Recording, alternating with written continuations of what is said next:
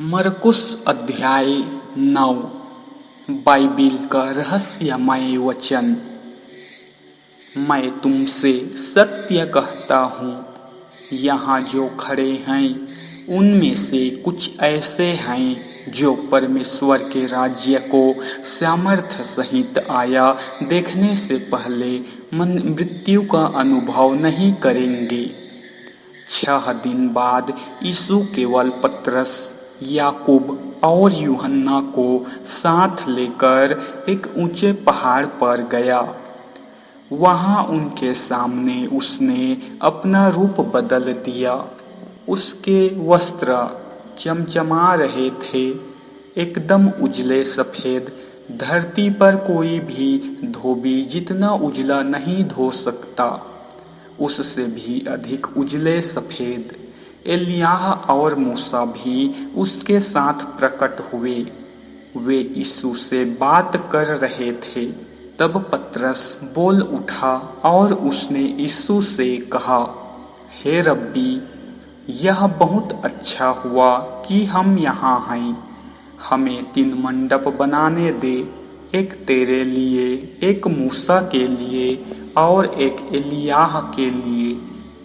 पतरस ने यह इसलिए कहा कि वह नहीं समझ पा रहा था कि वह क्या कहे। वे बहुत डर गए थे।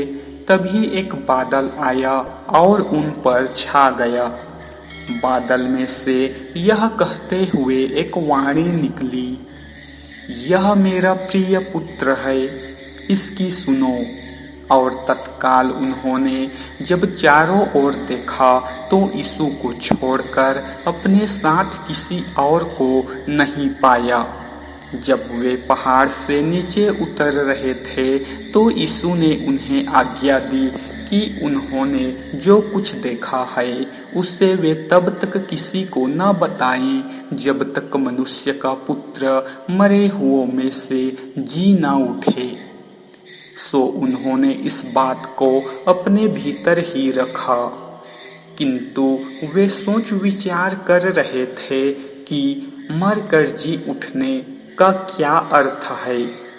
फिर उन्होंने यीशु से पूछा, धर्मशास्त्री क्यों कहते हैं कि एलियाह का पहले आना निश्चित है? यीशु ने उनसे कहा, हाँ, सब बातों को ठीक से व्यवस्थित करने के लिए निश्चय ही एलियाह पहले आएगा। किंतु मनुष्य के पुत्र के बारे में यह क्यों लिखा गया है कि उसे बहुत सी यातनाएं झेलनी होंगी और उसे घृणा के साथ नकारा जाएगा। मैं तुम्हें कहता हूँ, एलियाह आ चुका है और उन्होंने उसके साथ जो कुछ चाहा किया, ठीक वैसा ही जैसा उसके विषय में लिखा हुआ है। जब वे दूसरे शिष्यों के पास आए तो उन्होंने उनके आसपास जमा एक बड़ी भीड़ देखी। उन्होंने देखा कि उनके साथ धर्मशास्त्री विवाद कर रहे हैं, और जैसे ही सब लोगों ने यीशु को देखा वे चकित हुए और स्वर्ग और स्वागत करने उसकी तरफ दौड़े। फिर उसने उनसे पूछा, तुम उनसे किस बात पर विवाद कर रहे हो? भीड़ में से एक व्यक्ति ने उत्तर दिया, हे गुरु, मैं अपने बेटे को तेरे पास लाया था। उस पर एक दुष्टात्मा सवार है जो उसे बोलने नहीं देती। जब कभी वह दुष्टात्मा इस पर आती है, इसे नीचे पटक देती है और इसके मुंह से झाग निकलने लगते हैं और यह दांत पीसने लगता है और अकड़ जाता है। मैंने तेरे शिष्यों से इस दुष्टात्मा को बाहर निकालने की प्रार्थना की, किंतु वे उसे नहीं निकाल सके। फिर यीशु ने उन्हें उत्तर दिया और कहा, ओ अविश्वासी लोगों, मैं तुम्हारे साथ कब तक रहूंगा और कब तक तुम्हारी सहूंगा? लड़के को मेरे पास ले आओ। तब वे लड़के को उसके पास ले आए और जब दुष्ट आत्मा ने यीशु को देखा तो उसने तत्काल लड़के को मरोड़ दिया। वह धरती पर जा पड़ा और चक्कर खा गया। उसके मुंह से झाग निकल रहे थे। तब यीशु ने उसके पिता से पूछा, यह ऐसा कितने दिनों से है? पिता ने उत्तर दिया, यह बचपन से ही ऐसा है। दुष्ट आत्मा इसे मार डालने के लिए कभी आग में गिरा देती है तो कभी पानी में। क्या तू कुछ कर सकता है? हम पर दया कर, हमारी सहायता कर। यीशु ने उससे कहा, तूने कहा, क्या तू कुछ कर सकता है? विश्वासी व्यक्ति के लिए सब कुछ संभव है। तुरंत बच्चे का पिता चिल्लाया और बोला, मैं विश्वास करता हूँ, मेरे अविश्वास को हटा। यीशु ने जब देखा कि भीड़ उन पर चढ़ी चली आ रही है, उसने दुष्ट आत्मा को ललकारा और उससे कहा, ओ बच्चे को बहरा गूंगा कर देने वाली दुष्ट आत्मा, मैं तुझे आज्ञा देता हूँ, इसमें से बाहर निकल आ और फिर इसमें दोबारा प्रवेश मत करना। तब दुष्ट आत्मा चिल्लाई, बच्चे पर भयानक दौरा पड़ा और वह बाहर निकल आई। बच्चा मरा हुआ सा दिखने लगा। बहुत लोगों ने कहा, वह मर गया। फिर यीशु ने लड़के को हाथ से पकड़कर उठाया और खड़ा किया। वह खड़ा हो गया। इसके बाद यीशु अपने घर चला गया। अकेले में उसके शिष्यों ने उससे पूछा, हम इस दुष्ट आत्मा को बाहर क्यों नहीं निकाल सके?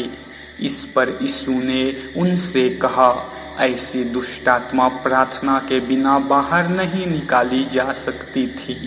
फिर उन्होंने वह स्थान छोड़ दिया और जब वे गलील होते हुए जा रहे थे तो वह नहीं चाहता था कि वे कहाँ हैं, इसका किसी को भी पता चले, क्योंकि वह अपने शिष्यों को शिक्षा दे रहा था। उसने उनसे कहा, मनुष्य का पुत्र मनुष्य के ही हाथों धोखे से पकड़वाया जाएगा और वे उसे मार डालेंगे। मारे जाने के 3 दिन बाद वह जी उठेगा। पर वे इस बात को समझ नहीं सके और यीशु से इससे पूछने में डरते थे। फिर वे कफरनहूम आए।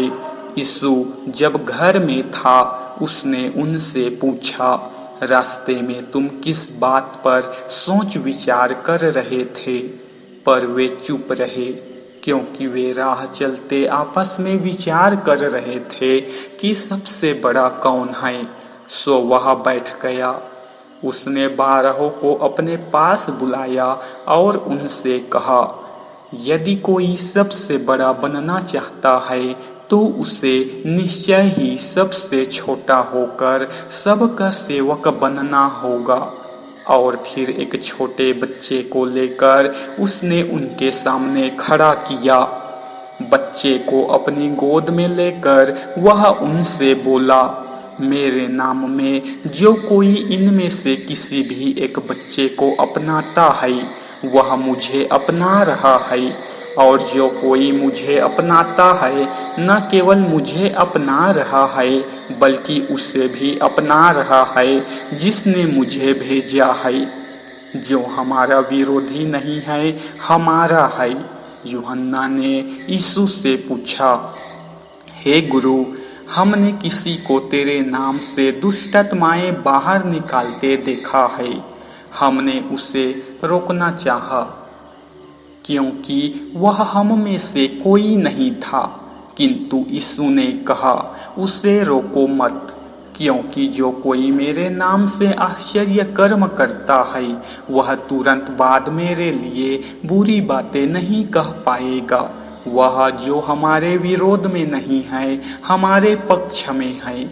जो इसलिए तुम्हें एक कटोरा पानी पिलाता है कि तुम मसीह के हो, मैं तुम्हें सत्य कहता हूँ, उसे इसका प्रतिफल मिले बिना नहीं रहेगा।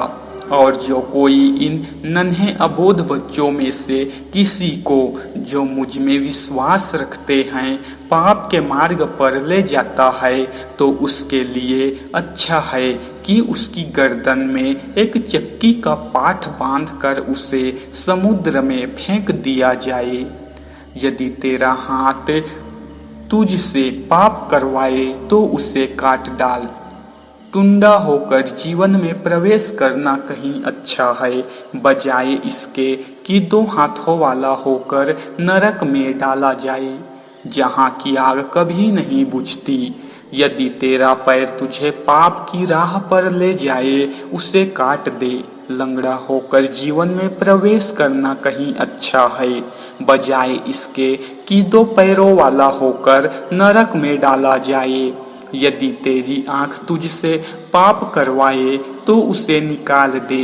काना होकर परमेश्वर के राज्य में प्रवेश करना कहीं अच्छा है, बजाय इसके कि दो आंखों वाला होकर नरक में डाला जाए, जहाँ के कीड़े कभी नहीं मरते और जहाँ की आग कभी नहीं बुझती। हर व्यक्ति को आग पर नमकीन बनाया जाएगा। नमक अच्छा है, किंतु नमक यदि अपना नमकीनपन ही छोड़ दे तो तुम उसे दोबारा नमकीन कैसे बना सकते हो। अपने में नमक रखो और एक दूसरे के साथ शांति से रहो। जय मसीह की।